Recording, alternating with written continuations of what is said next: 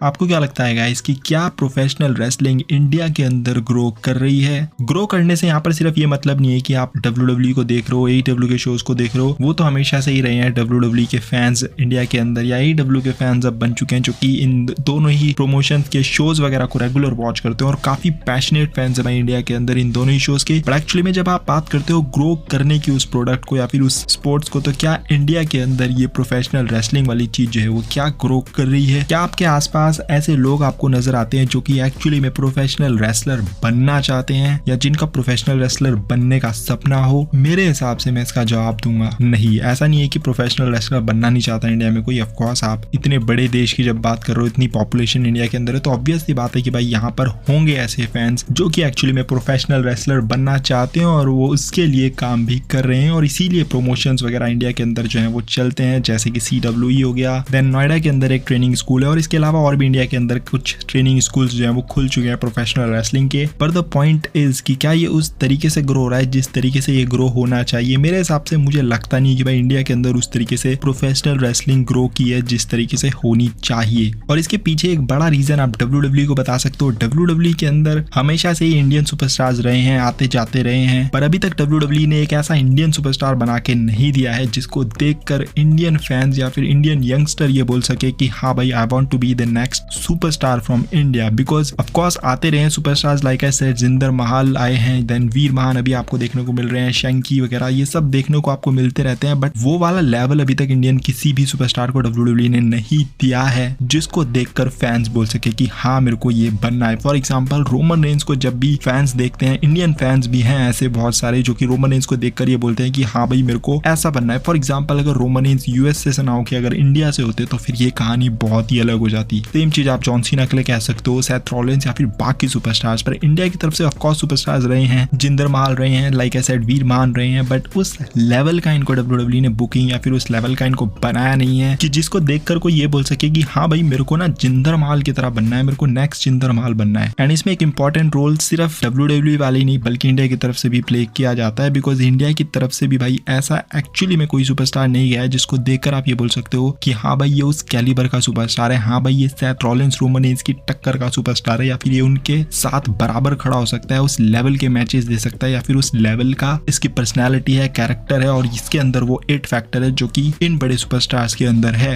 Indian superstars के साथ काफी इनकंसिस्टेंसी रही है जब आप बात करते हो बुकिंग की। जिंदर महाल एक टाइम पर लग रहा था कि हाँ अच्छी बुकिंग मिल रही है, देन सडनली उनको आउट कर दिया जाता है पिक्चर से ही। तो जैसे ही वो फैंस उनको अच्छा समझ रहे होते हैं कि सोच रहे होते हैं कि हाँ भाई जिंदर महाल कुछ कर रहा है, Jinder Mahal out of the picture हो जाते हैं। सेम कहानी वीर महान के साथ है, फैंस को लगता है कि हाँ भाई वीर महान के साथ अब कुछ होने वाला है, देन फैंस डिसअपॉइंट हो जाते हैं जब वीर महान को वो देखते हैं कि उनको वापस NXT में भेज दिया जाता है। और ये कहानी अब की नहीं है, ये कहानी शुरू से है। जिंदर महाल से भी पहले बहुत सुपरस्टार्स आए हैं जो कि मेन रोस्टर तक पहुंच ही नहीं पाते हैं या फिर उस लेवल तक वो पहुंच ही नहीं पाते हैं, उनको उनसे पहले ही वापस घर भेज दिया जाता है। और मैंने अभी यहाँ पर बोला कि भाई इंडिया की तरफ से भी वैसे सुपरस्टार्स गए नहीं है जिसको देखकर आप ये ऐसा बोल सको। उसके पीछे एक मेजर रीजन ये भी है कि भाई यहाँ पर उस तरीके के ट्रेनिंग स्कूल्स नहीं है जो कि आपको उस लेवल का बना के दे सके। ऑफ कोर्स अगर आप बाहर जाते हो, बाहर से अगर आप ट्रेनिंग वगैरह लेते हो तो देन कहानी बहुत ही अलग हो जाती है। पर भाई बाहर जाकर ट्रेनिंग व्रेनिंग करना ये हर किसी के बस की बात नहीं है। और इंडिया के अंदर जो स्कूल्स हैं भाई, सबसे पहले मैं CWE का नाम लूंगा। आई डोंट थिंक कि CWE कुछ खास फर्क डाल रहा है प्रोफेशनल रेसलिंग का इंडिया के अंदर। कहने के लिए लोग बोल रहे हैं कि हाँ भाई इंडिया के अंदर प्रोफेशनल रेसलिंग ग्रो हो रही है CWE की वजह से, बट एक्चुअली में अगर आप देखोगे तो मुझे ऐसा बिल्कुल भी नहीं लगता है।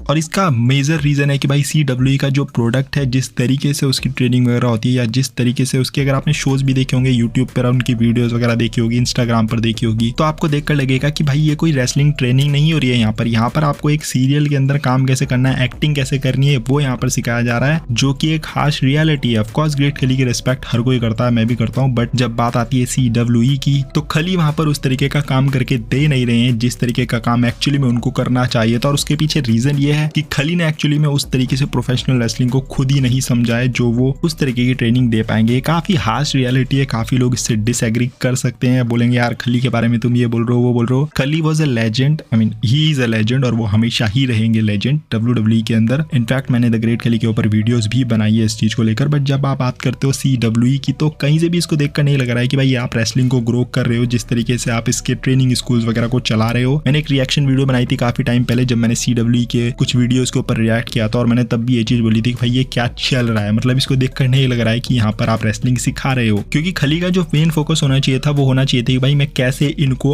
अच्छी स्किल्स सिखा सकूं और कैसे मैं इनको अच्छा रेसलर बना सकूं, यहाँ पर खली का फोकस होना चाहिए था। बट खली का फोकस यहाँ पर बिल्कुल भी नहीं है। खली का एक्चुअली में फोकस है कि एंटरटेन कैसे करना है। एंटरटेनमेंट WWE का एक पार्ट है, बट भाई WWE का मेन जो चीज है, जो फोकस WWE का है या फिर बाकी AEW को कह लो या कोई भी रेसलिंग प्रमोशन, उनका मेन फोकस आज भी रेसलिंग है और हमेशा ही रेसलिंग रहेगा। बिकॉज आप WWE या फिर कोई भी प्रमोशन रेसलिंग का आप इसलिए नहीं देखते हो कि आपको एंटरटेनमेंट मिलती है, आप इसलिए देखते हो, मेन रीजन ये होता है कि आपको रेसलिंग पसंद है, क्योंकि एंटरटेनमेंट आपको इससे तगड़ी तगड़ी कहीं और मिल जाएगी। पर आप इसलिए प्रोफेशनल रेसलिंग से प्यार करते हो बिकॉज आपको एक्चुअली में रेसलिंग पसंद है। इसके साथ एंटरटेनमेंट ऐड हो जाती है, वो एक चेरी ऑन द केक हो जाता है। बट मेन जो चीज है वो ऑफकोर्स रेसलिंग है और वही रहेगा हमेशा। बट आई थिंक खली के साथ ये दिक्कत रही है, क्योंकि खली ने मुझे लगता है कि शायद जब वो USA के अंदर गए, वहां पर उन्होंने WWE के अंदर काम किया, उन्होंने देखा कि भाई यहाँ पर सारा कुछ जो है वो स्क्रिप्टेड है, यहाँ पर भी शोज के अंदर स्क्रिप्ट बनाई जा रही है, बुकिंग उसी तरीके से हो रही है, बिल्डअप किया जा रहा है, स्टोरी लिखी जा रही है, वो एंटरटेनमेंट वाली चीजें। तो उन्होंने आई थिंक वो एंटरटेनमेंट वाली चीज को ज्यादा फोकस उनका वहां पर चला गया और उनको लगा कि वो यहाँ पर भी इंडिया के अंदर रेसलिंग को ग्रो करेंगे ये सारी एंटरटेनमेंट वाली चीज करा के, जो कि एक बहुत बड़ी गलती है उनकी। ऑफकोर्स एक रीजन ये भी है कि भाई खली के पास उतना बजट नहीं है कि वो उस लेवल की आपको शोज या फिर उस लेवल की ट्रेनिंग दे सकें, वो मैं बिल्कुल एग्री करता हूँ उस बात पे। पर अगर आप बेसिक चीजों पे भी काम करोगे तो कोई फर्क नहीं पड़ेगा। मैं ये नहीं कह रहा हूँ कि भाई आपको तगड़ा ग्लैमरस दिखाना है, पर रिंग आपको बहुत तगड़ी बनानी है, पूरी स्टेज वगैरह वैसी सजानी है, जरूरी नहीं है भाई, आप नॉर्मली भी रेसलिंग सिखा सकते हो। तो ये आई थिंक एक बड़ी गलती रही है द ग्रेट खली की। और खली के बारे में सिर्फ मैं ही नहीं बोल रहा हूँ, मैंने भाई काफी रोस्टर्स को देखा है इंडिया के अंदर जो कि खली के CWE के ऊपर रोस्ट वगैरह करते हैं। तो रोस्ट किया जा रहा है भाई क्योंकि आपने प्रोडक्ट अपना उस तरीके का बना रहा है कि लोग उसको मजाक में ले रहे हैं या फिर लोग उस पे हंस रहे हैं या फिर उसका लोग मजाक बना रहे हैं, बिकॉज वो प्रोडक्ट ही भाई आपने ऐसा कर दिया है, हंसने वाला और मजाक बनाने वाला। मैंने काफी टाइम पहले आई गेस लक्ष्य चौधरी, मेरे को अगर याद है, मतलब शायद मैंने उनके चैनल पर एक वीडियो देखी थी CWE के ऊपर, एंड देन मैंने इसके अलावा भी और वीडियोस देखी। मैंने खुद ने CWE के ऊपर रिएक्शन वीडियो बनाई थी। तो खली को इस तरीके से हर कोई लेता है। इनफैक्ट अभी कल परसों मैंने एक सांगा का इंटरव्यू देखा रसल चैटर के चैनल पर। इंटरव्यूज वगैरह या पॉडकास्ट वगैरह मैं काफी देखता रहता हूँ, जहाँ पर मुझे लगता है कि हाँ भाई इसमें काफी कुछ जानने को मिलेगा। तो ये जरूर देखना जाकर, अगर आपने अभी तक नहीं देखा है, लिंक मैं डिस्क्रिप्शन में दे दूंगा, अगर नहीं देखा है तो जरूर देखना, काफी कुछ आपको जानने को मिलेगा। इस रेसलिंग है तो लोगों को रेसलिंग में ठीक है एंटरटेनमेंट पसंद है, बट एंटरटेनमेंट का मतलब ये नहीं है कि आप कोई भी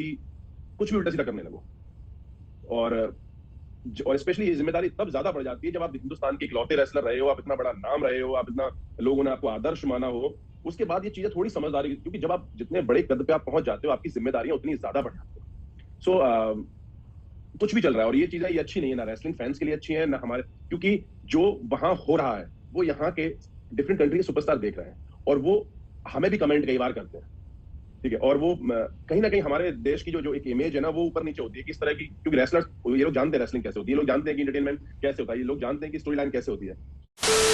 दूसरी तरफ WWE ने भी इस तरीके का काम नहीं किया। अगर WWE ने कोई और सुपरस्टार प्रोड्यूस किया होता जो कि कल के दिन जाकर यही काम करता तो वो बेटर होता है इंडिया के लिए। या फिर ऐसा WWE करती कि भाई WWE इंडिया के अंदर भी काफी शोज वगैरह करती रहती, इनफैक्ट हर साल एटलीस्ट एक शो यहाँ पर करती, तो उससे भी काफी बेनिफिट हो सकता था। बट वो भी हमें देखने को नहीं मिला। ऑफकोर्स कोविड बीच में आ गया, बट कोविड गए हुए भाई टाइम हो चुका है। आप यूके वुके ट्रैवल कर चुके हो, सऊदी ट्रैवल कर चुके हो पैसे के लिए, तो आप अपना बिजनेस ग्रो करने के लिए भाई इंडिया भी आ सकते हो। ये चीज जो कही जाती है कि भाई इंडिया के अंदर हम आने वाले हैं, हमारे बहुत बड़े बड़े प्लान्स हैं इंडिया के अंदर, ये मैं पता नहीं बचपन से सुन रहा हूँ भाई, ये तब से मैं बातें सुन रहा हूँ कि WWE हमेशा से यही बोलती आई है कि हमारे WWE के बहुत तगड़े प्लान्स हैं इंडिया के अंदर, हम ये करने वाले हैं वो करने वाले हैं, और वो कभी नहीं होता है। पता नहीं वो क्यों नहीं होता है, क्या उनको वैसा रिवेन्यू इंडिया के अंदर नहीं मिल पाता है जिस वजह से वो ये नहीं करते हैं, या भाई उनको लगता है कि इंडिया के जो फैंस हैं वो तो देख ही रहे हैं रेसलिंग और वो वैसे भी देखते हैं रेसलिंग, तो कोई खास फर्क नहीं पड़ने वाला है, तब भी देखेंगे अब भी देख रहे हैं। तो उससे बेटर हम ऐसी कंट्रीज में जाए जहाँ पर हमें अच्छे खासे पैसे मिल रहे हैं।